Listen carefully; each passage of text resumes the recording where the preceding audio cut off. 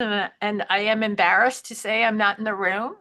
But I thought I would be able to get there, and the Midtown traffic is just in the congestion pricing zone is just not moving. So I had to abandon my ride and come back to the office. I hope those of you who are visiting the office uh, are enjoying the conditions there. We're trying it out for a number of reasons, which I will sort of get to in the course of the meeting. But I our executive committee is rather large because we include, as the bylaws suggest, the elected officers as well as the heads of all our committees. So we have a fair number of committees, and that makes the executive committee that much more robust. So I want to thank everyone who's in the room for coming. And I just thought also being in this small room might encourage some conversation too as we go forward. And we're at the end of another year, which means it's the end of the year, but a beginning of a new sort of semester of community board in January. And I just wanted to talk a little bit about, some things that have been happening. We have our new district manager, we have a new assistant district manager. We have one open community liaison position. I believe Ian and his team have done a fabulous job already hitting the ground running and making a lot of good changes to the office. And thank you, Michelle.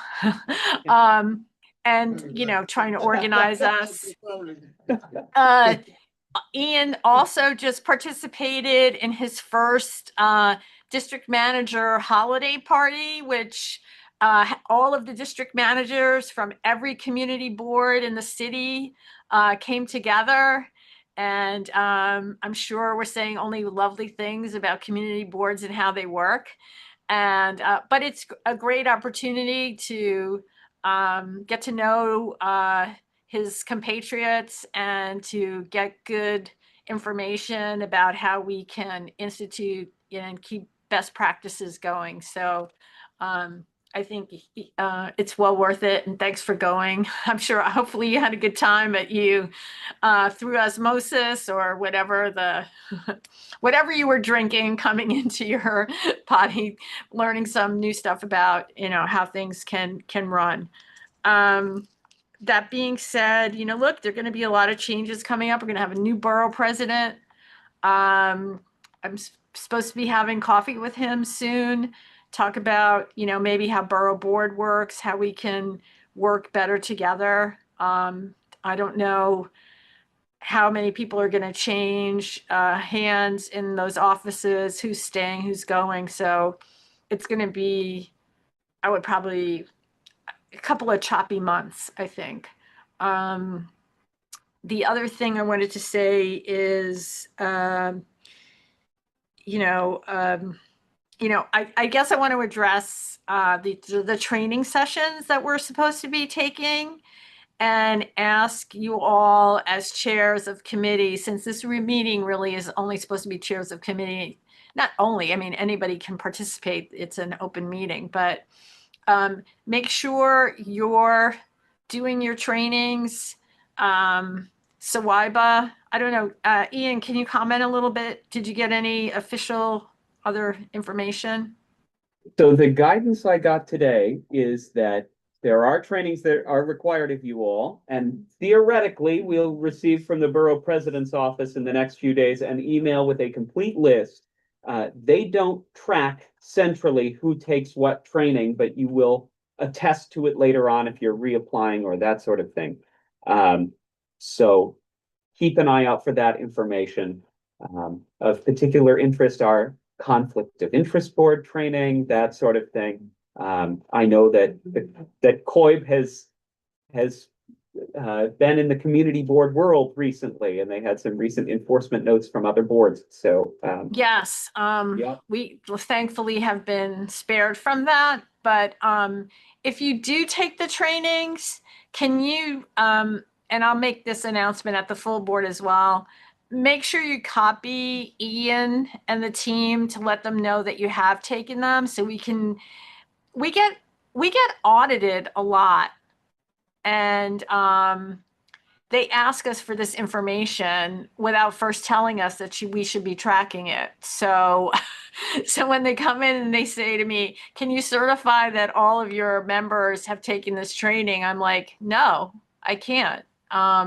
So, so anyway, so to sort of again streamline it, best practices, I've asked the borough president's office to actually send us an email and tell us exactly which trainings are mandatory and which are not.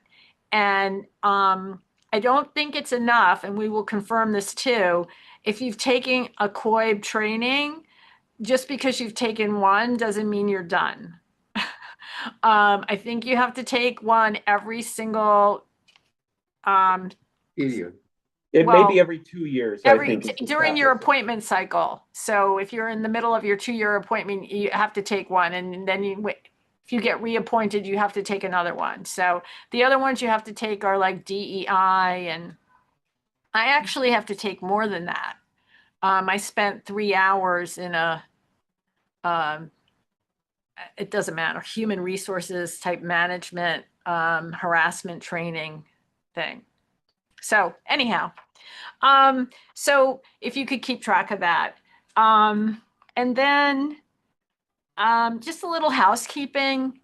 We need to do a much better job of keeping up our end of the bargain with the board staff in terms of getting our agendas out, getting our minutes in. I feel like I'm a little bit of a school principal here. Like, I don't want to have to bring you to the principal's office, but I consider that you're in my office right now and that you're all getting fair warning that we have to do a better job.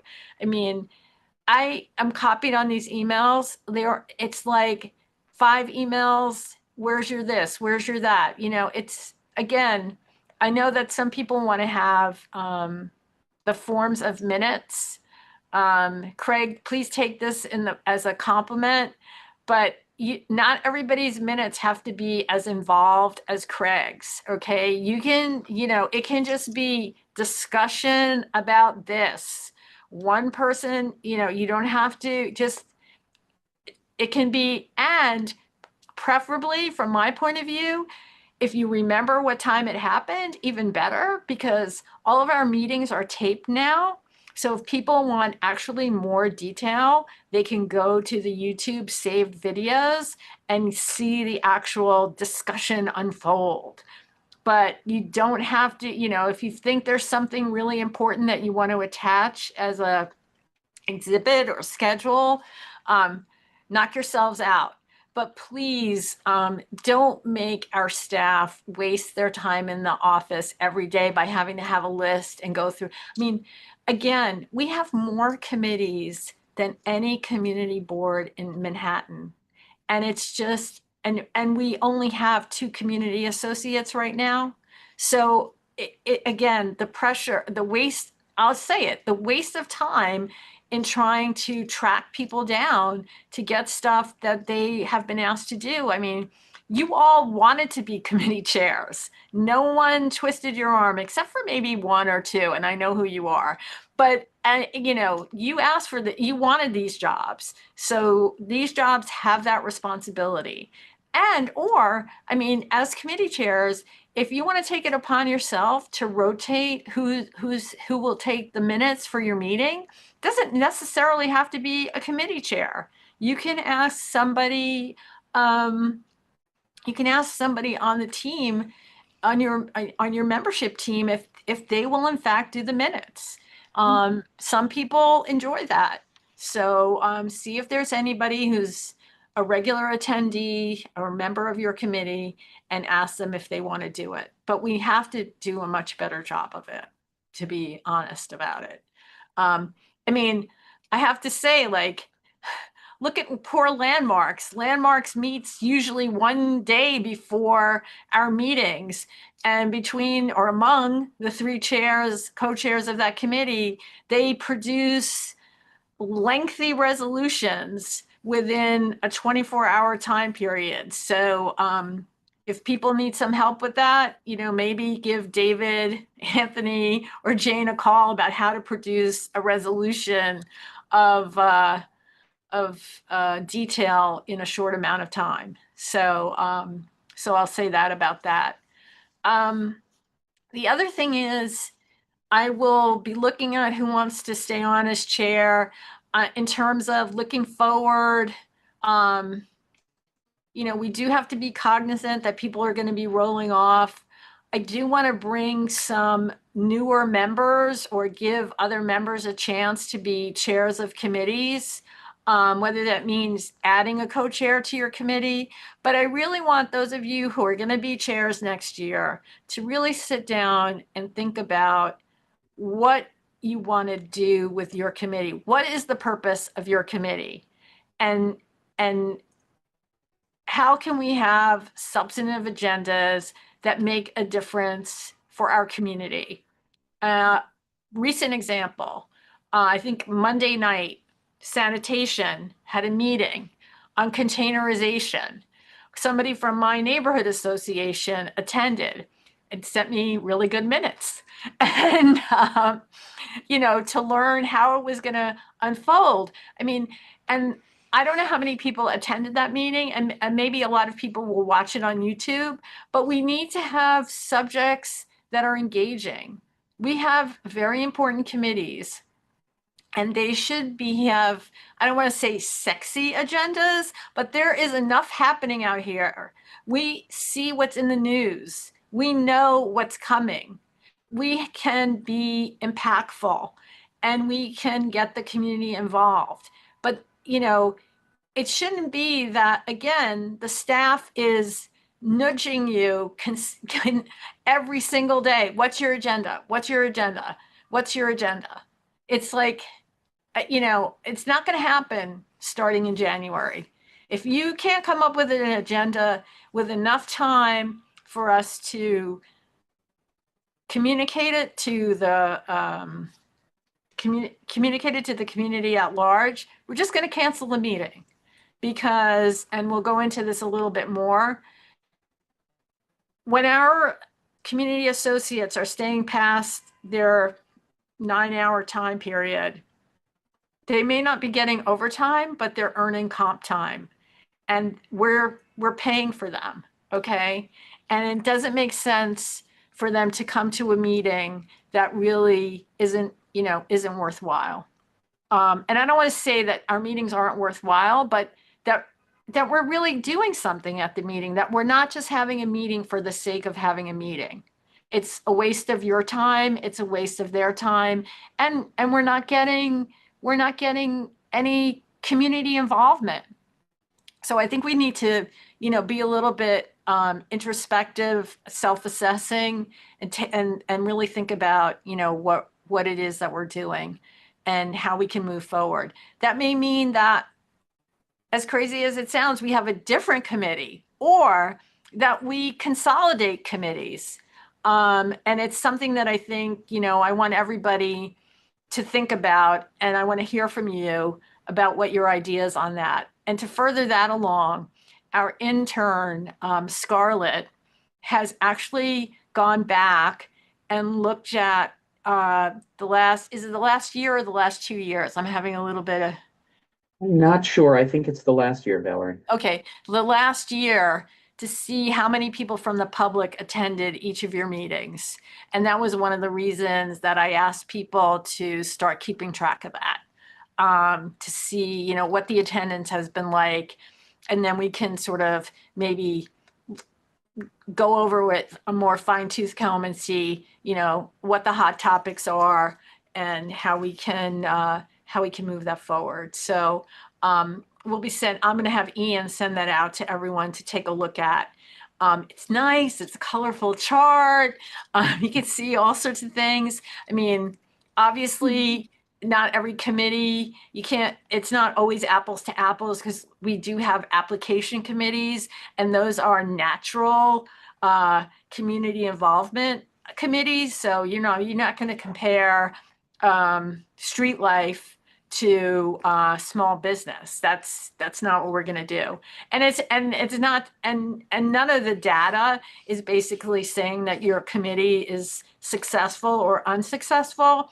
But I think it will be helpful to each of you to take a look at it, to maybe, again, do a little, you know, talk amongst the committee chairs about, you know, what the agendas are. I mean, maybe it's better instead of over email discussing what it is you'd like to do, you know, do a Zoom, you know, Ian can set up a Zoom for you, or you can set up your own Zoom about thinking about going forward. What is your, you know, agenda going to be for the next 9 months or whatever, next 3 months? You don't have to look out 9 months, but what can we look at? You know, communications has hit the ground running and they've been trying to do topics, or they're going to have a schedule of topics that are going to talk about things that we have going on. And it would be great if we could take a topic from one of your committees and put it on CBA Zooms and, you know, feature it and really do a little bit more on it in terms of professionals and have a broader discussion, or that's something that people can tune into and find out some information. So, okay. Any comments, questions? I don't want to hog up the whole time. Does anybody have anything they want to say about agendas or anything? About topics, things you think we should be covering? I'm gonna,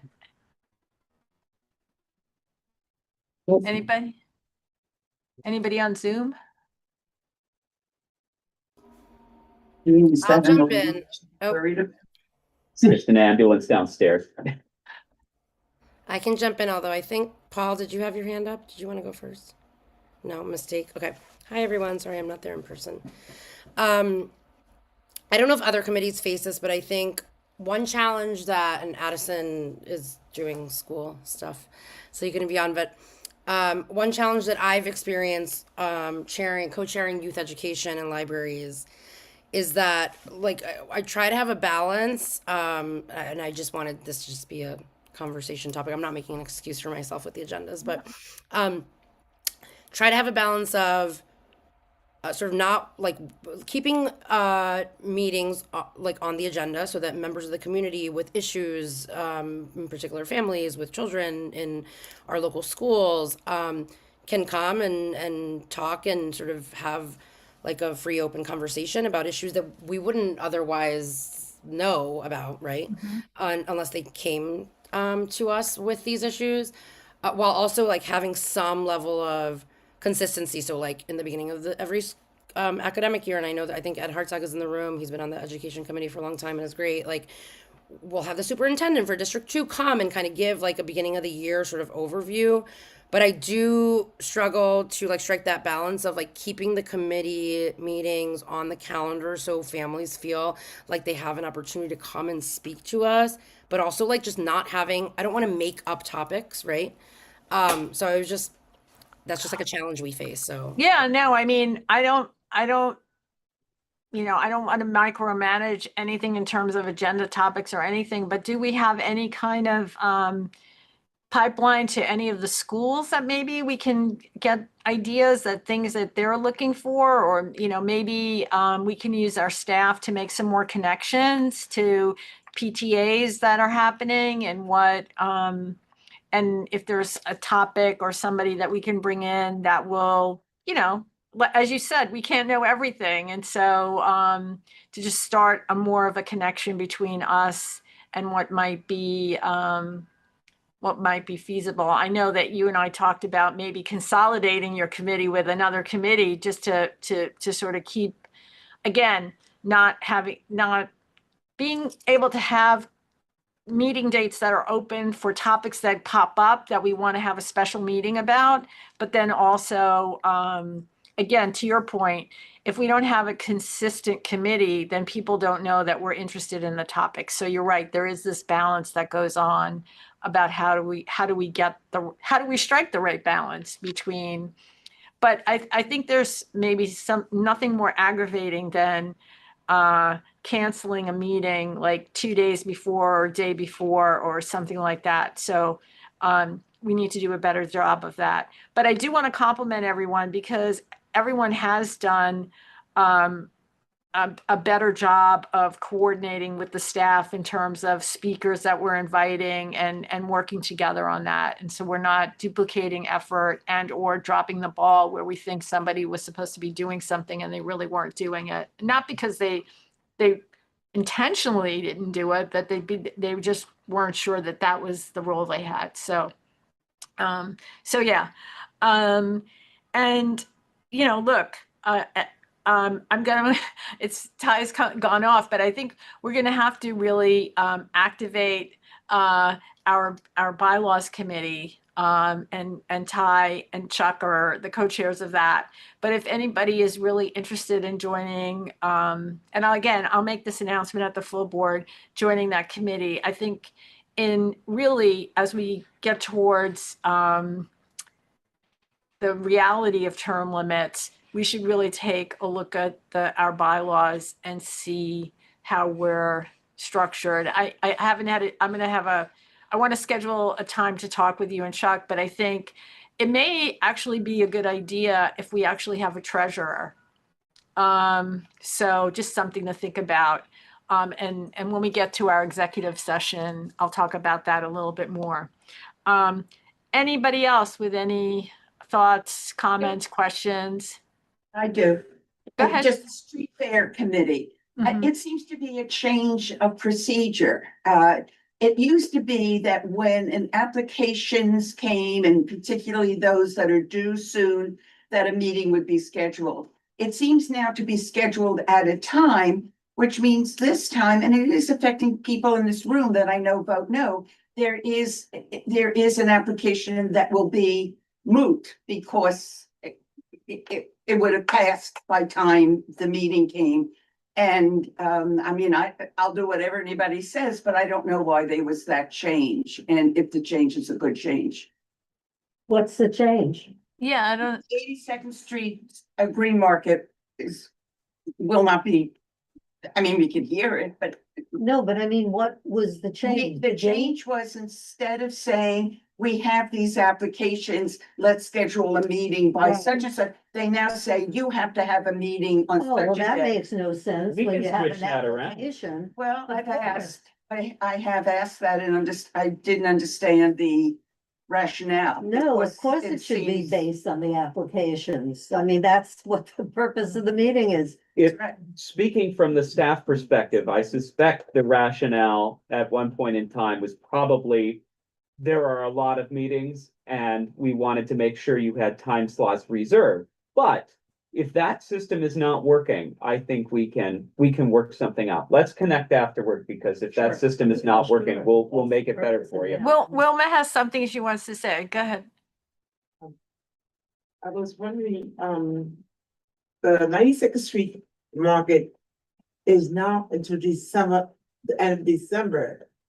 And their closing date was, November 19th. But I was wondering, how come we didn't know anything about that in the committee? Nobody gave us any, a heads up about them staying, spending a lot of time. Who approves that? We put an application in for the more time. It's a good question. I'll have to, John is our street fairs pro. We have sort of an unusual system compared to how other community boards handle these, where we sort of intercept street fairs after the permitting office has gotten them on their calendar, and then we bring them in for a hearing. Why And is that? Well, I think that the other community boards, and I really should defer to John on this, so take everything I say here with a grain of salt, but I think we consider street fairs that other community boards don't. So That's where the difference is, but I don't want to make promises on that. and Okay, let me all right. check Well, with Jen well, if I'm you're glad that interested. I'm glad we brought this up. So, so you mean we're considering applications that other people just don't even, they just get a permit and they're not considered a street fair for community board purposes? I believe so, but I have to check. But that has to do with their district. Yeah. Doesn't have to do with us. Yep, No, yep. no, but if that's, I don't think I've ever seen the criteria that we have that says what makes what is considered a street fair that we have to approve. So. We can Anyway. talk about all of that, and we're doing a lot of, and Sebastian knows this because he was in this morning. We're doing a lot of rethinking procedures and how the board office works with information that we have coming in. And it may be that as a result, we're able to work a little more efficiently with street fairs. So let me check on that. We'll get you some answers and we'll figure out how we can change things around in the future to work better. Okay, all right, go ahead. What, Michelle? Go ahead. Speaking of information coming in, I just want to make sure that the names that we all collect when we have a street fair and we have our table at the street fair and we encourage people to sign up. Some people, do the, the little scan. Other people actually sign the sheets. Sure. And we promise them that adds them to the email, and many of them wait for it so that they know what the committees are coming up. They wait for the calendars. So I want to make sure that the new entries get into the database within very short order after the street fairs. Because we've sort of represented that they'll get the next notice. So I want to make sure it's happening. Yeah. We will change, part of this change is gonna be a difference in the way that we collect people's names who are attending meetings, whose cases we're working on, probably who are signing up for the newsletter. This is all a reasonably large change to our systems, and it's going to take time, but I think it will be a good change.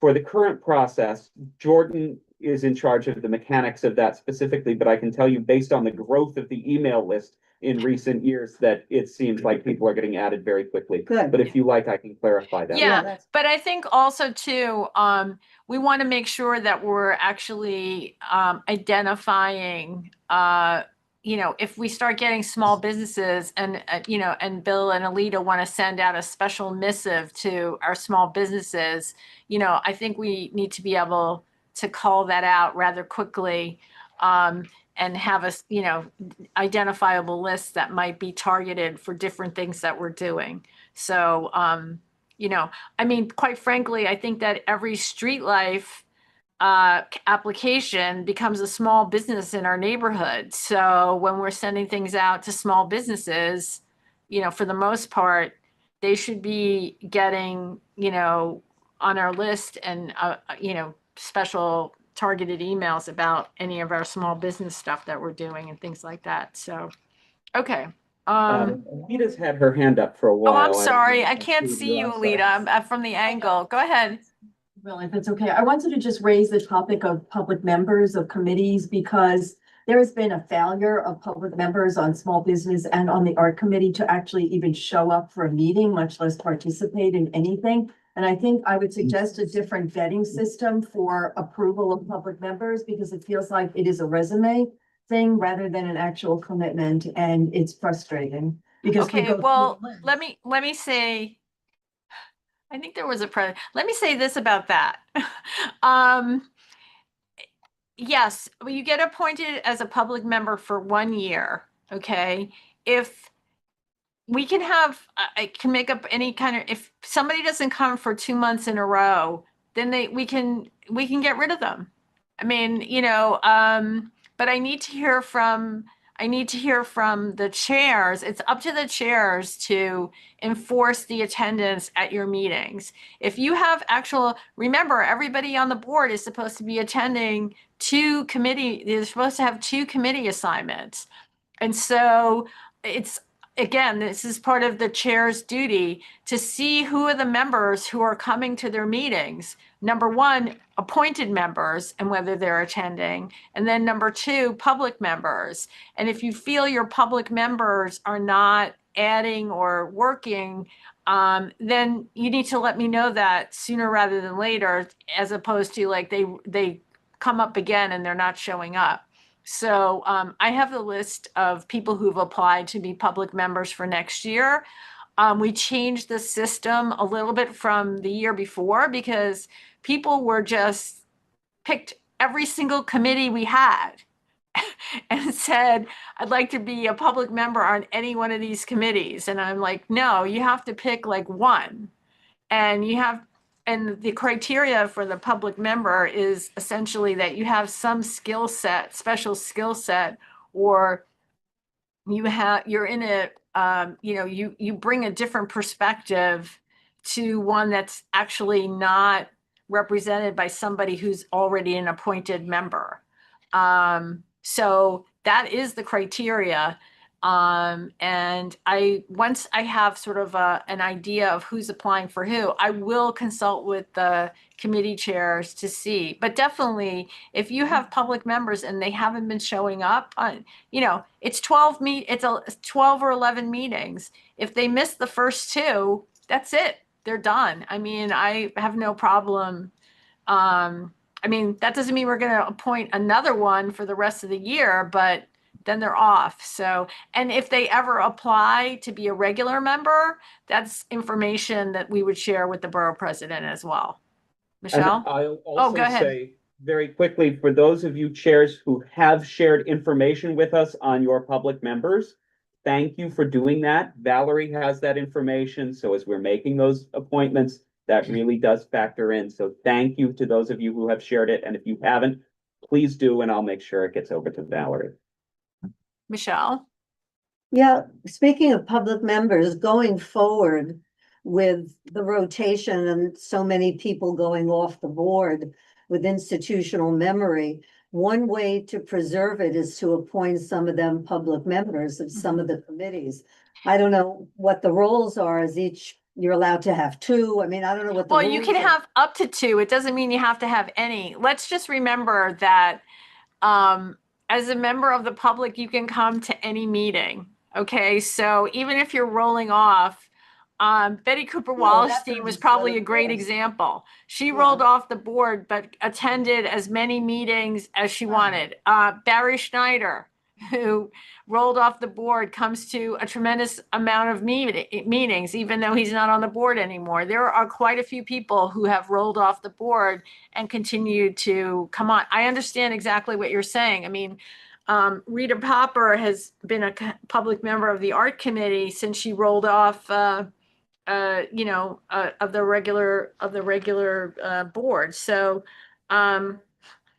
let's see. Okay, I can't see, but Ian's telling me that Ed and Judy have raised their hands. So, Ed, you first. Now I see your hand. Okay. Yeah, well, this is something that I've been asking about for, I guess, 5 years since COVID. So this goes before you and before Ian. On the housing committee, going back to Larry Hockert, those who do remember Larry. When Larry and I started out 12 years ago, we couldn't even get a good poker game together, because we didn't have enough for 5. We couldn't count my son, who was 7 at the time. My point is, what we did was in-person meetings, which again, I will say it out loud, I hate Zoom meetings. I think we should be in person all the time. I think this is an abomination, but that's something else. But second of all, what I instituted from having run a citywide grassroots organization with 10,000 members is every meeting, starting in 2013, I would take that attendance sheet and I would write down every name, every address, and have an ongoing record. I still have 500 people who have come to our meetings, and I would send out every night, before the minutes and everything else, I would send out a personal thank you email to every single person on that list, thanking them for coming. And for the last 5 years, I have asked, and I just stopped asking because it just never arrived. I have asked ad nauseum for that information, which for some reason is more precious than the Epstein files. And it cannot be released, and we cannot get those email addresses. And we have a very robust community on the housing committee, and I'm proud to say that we have a following that extends beyond our borough on issues that affect the city. And I have been very frustrated by the inability for us to communicate with those folks on a regular basis, because it drives our meeting, drives attendance, it drives the discussion, it drives intelligence, and it drives fact-based policy, which again, I hear is grounds for good policy. But again, if we can just start getting for us the information, for people who come. Well, I mean, but okay, people are not, if They you give us that have, information, Valerie, when they sign up, so there's no other way, they have to give us their email address because it's No. on the form. okay, Ed, first of all, I'm not trying to have an argument with you, okay? Secondly, if you have, if the idea is that everybody from zoning and housing wants to send a thank you for coming to the meeting, you can easily give the thank you note you want to send, and Ian can send it out from the board office without sharing people's personal information. Just like you don't want, or most people on this board don't want their personal email addresses. We have a responsibility not to give out other people's, we have it because you need some identification for signing up for the Zoom, etc. But we don't, I mean, we can still do the communication part without the, and we can style it so it's coming from the co-chairs or whoever you want it to come from. And I'm happy to share that kind of stuff. But we have had a lot of complaints from individual board members and other people about their addresses being shared. And I want to give the public the same protection that we give everybody else. So, or as much protection as we can. That doesn't mean we can't share a missive. If you want to send a thank you, when you send your minutes in, you can send the thank you that you want to send. And we can do both. And we have the list of people who attend. So that's what I'm saying. If people have come to housing meetings, Ian and team have the ability to know who came to a housing meeting. And if we want to send out a targeted invitation to somebody, to people who have attended our meetings, whether it's housing, whether it's street life, doesn't matter, street vendor, doesn't matter. We can do that. Happy to do it. And you can talk to Ian after this is over about setting up how you would want to do it. So it's a good suggestion and we can implement it. I thought you were going to say you wanted to send people handwritten notes. I mean, that. No, but that seems like more redundancy, with all due respect, but I don't want to get into it here, but that seems like added bureaucracy, just as a quick aside, that's fine. Well, I'm sorry you think so, but we have certain guidelines we have to follow too. So I don't see how the format changes the substance of what you want to do, but we can have that discussion offline. This is the first time I'm hearing the request. So, anyway, Judy? Well, I just want to add on to what Michelle was talking about. I spoke to Chuck a couple of times about having a bylaws committee meeting over the months, and nothing has come of it, because I think now with the members rolling off automatically because of change in the law, that maybe we should do something with our bylaws concerning the public members and who can be a public member, to retain some of those people in certain areas who have that institutional memory that you would lose. And by making them a public member of a certain committee, they would be. I'm going to reiterate what I said. You don't have to be a public member to have an opinion on the bylaws of the community board. You can come to a meeting and say what they are, what your opinion is. And, excuse me? I'm looking to look at the bylaws to see if maybe there should be a change in our bylaws. Bylaws meeting in a year.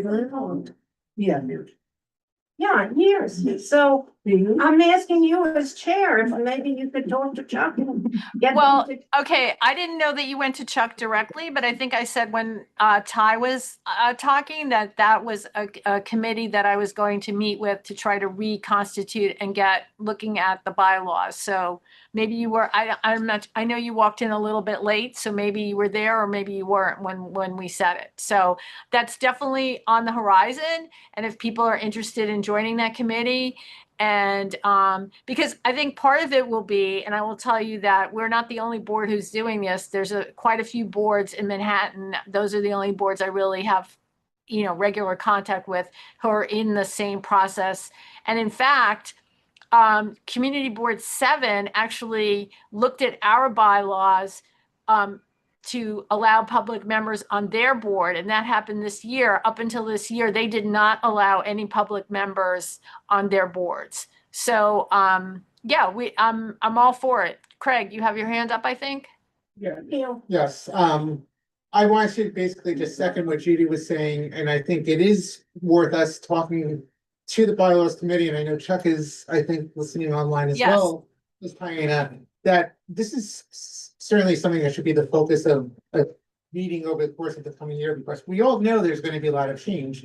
Anyone who watched my interview for the secretary position, I had suggested that maybe we consider some emeritus positions for chairs that are going to be reaching their term limits, and especially for those that committees in which there are more matters related to institutional knowledge and applications from the past, and a lot that maybe it would be better to have someone stay on in some capacity that has that knowledge for a while. I think that's something that we really should be considering, and I Okay. hope that I as the bylaws committee, we're looking at the full spectrum of options. Right.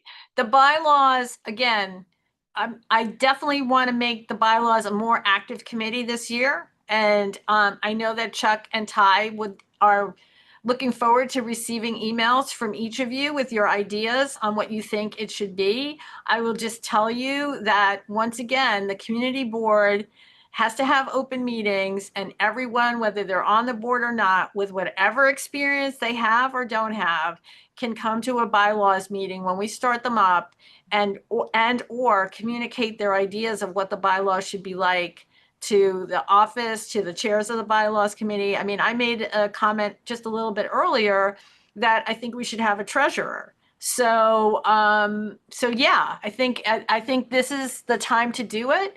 And you don't, and just so you know, you don't want to make your bylaws a Bible that is so thick that you can't operate. So, and I think that this community board does an excellent job of listening to people at meetings, whether they have an official title or not. And anyhow, a public member is not part of the full board when the full board votes, and any vote that takes place in a committee is not a final vote anyway. So I'm just putting that out there. And that's why we are also, the criteria for public members there's more criteria for being a public member than there is for being an actual appointed member. So anyway, we can continue that discussion, and I look forward to it. Look, I don't want to keep everybody here a long time. So I think there's some people have raised new business. I don't want to shut anyone down either. Did I miss anybody's hand, Ian? Does anybody else have Anyone else in the room? No one else in the room? Anyone anybody else? else? Okay, then I think I would like to entertain a motion to move to executive session. So move. Okay.